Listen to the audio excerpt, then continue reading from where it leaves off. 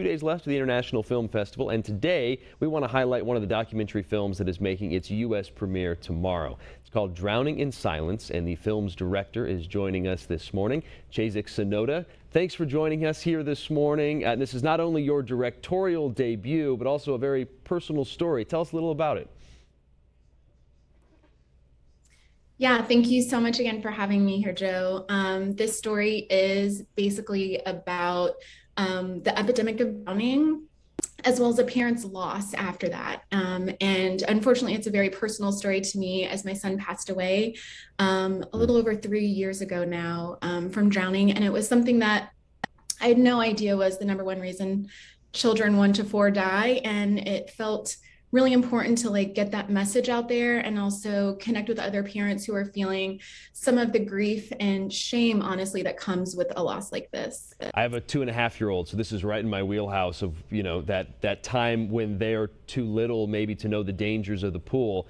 You talk to a lot of parents in this movie. What do they say about this? So I'm so sorry because it's a little okay. choppy on my end. There's a lot of parents that you talk to in the film. What was kind of the main takeaway that they were giving you answers to the questions you were asking? Yeah, well, it was just one of those things that we immediately connected because we had shared that loss. And really, this film shows how to transform that pain into purpose. Several of the other parents that I interviewed are really pushing forward and fighting for change, whether that's with legislation or just honestly kind of awareness that this is a thing. And we have one family whose child survived drowning, and they are still constantly taking care of their son. So again, really this film, I'm hopeful as it premieres here, just is the beginning of a movement that has already started, but that just kind of can blow it out of the water. And we have just a little bit of time left here, but there are also racial inequities that come along with drowning, unfortunately. Kind of tell us about that.